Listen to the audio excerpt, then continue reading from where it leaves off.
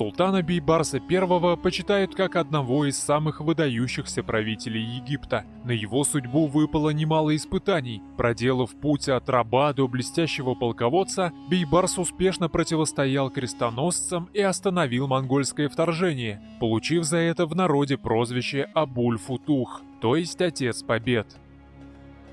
Родился великий воитель около 1223 года, а вот точное место его появления на свет остается загадкой, вызывая тем самым горячие дискуссии. Согласно одной из наиболее распространенных версий, Бейбарс вел свое происхождение из половцев, или по-другому кипчаков, населявших широкие степные просторы Дешты и Кипчак.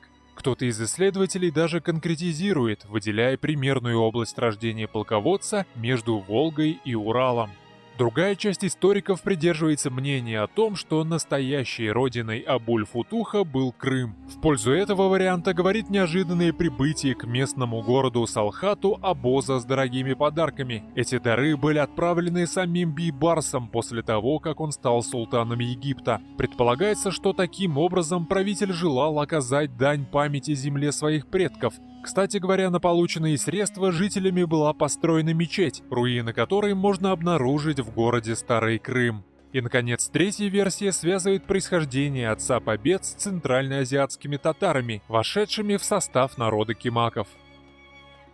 В молодом возрасте Бейбарс попал в монгольский плен, откуда он сначала был продан в рабство сирийскому купцу. Однако тот, заметив бельмо на глазу юноши, расторг сделку в 800 дирхемов, отказавшись от покупки. Тем не менее, крепкие степняки довольно высоко ценились на невольничьем рынке, поэтому Бейбарсу не суждено было долго оставаться в монгольской неволе. Его приметил и приобрел Айтыгин, эмир мамлюков.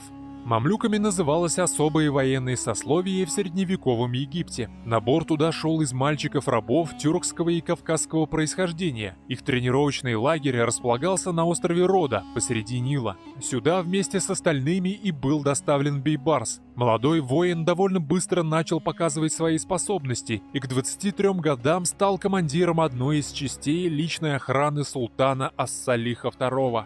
В 1250-м он достиг первых серьезных успехов в качестве командира аюбитской мусульманской армии в битвах при Эль-Мансуре и Фрискуре. Произошло это в ходе 7-го крестового похода. Войска христиан были разгромлены, а множество крестоносцев попало в плен. В их числе оказался и предводитель военной кампании король Франции Людовик IX, выкупленный впоследствии за 400 тысяч динаров. Далее, ощутив силу, группа эмиров во главе с Бейбарсом, отказавшись терпеть пренебрежительное отношение к себе, в результате заговора убила нового султана Туран-Шаха. Началась чехарда смены правителей, вследствие чего, опасаясь за собственную жизнь, Абуль-Футуху даже пришлось какое-то время скрываться в Сирии, пока ему не гарантировали полную безопасность.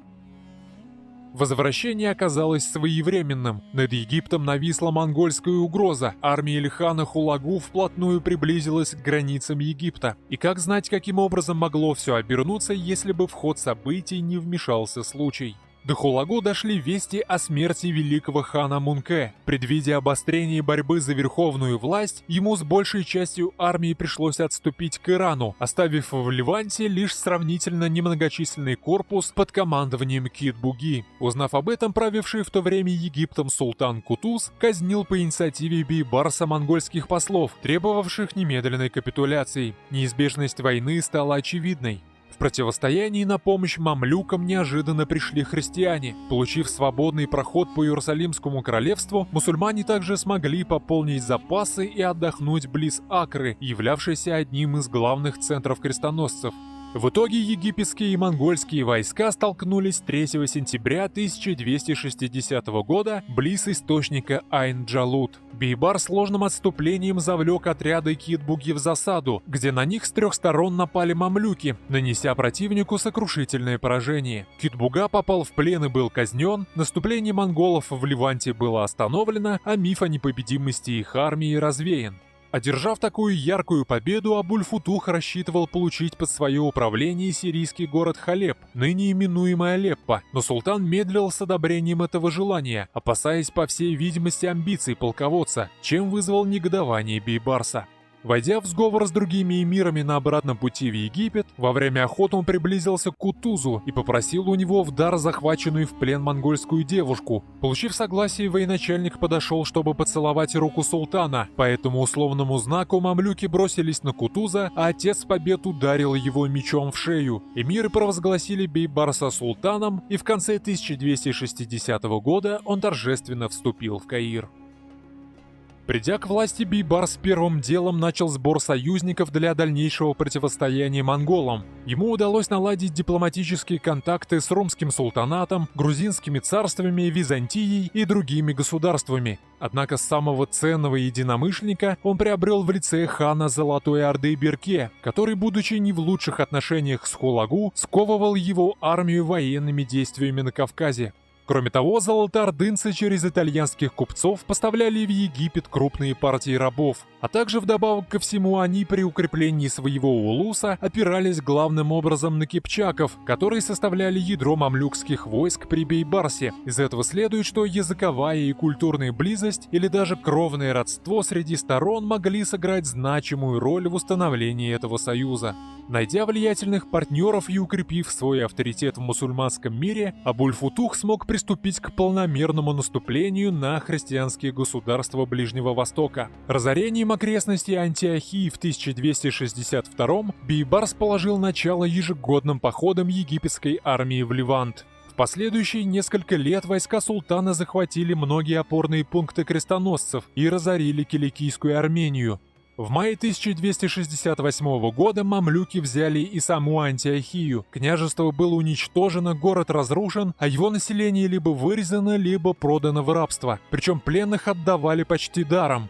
Достаточно серьезное сопротивление войскам Бейбарса в ходе 9-го крестового похода смог оказать будущий король Англии Эдуард I. Впрочем, он чуть было не стал жертвой дерзкого покушения, организованного, по слухам, именно египетским султаном, в результате чего монарх долгое время болел, а затем вернулся на родину.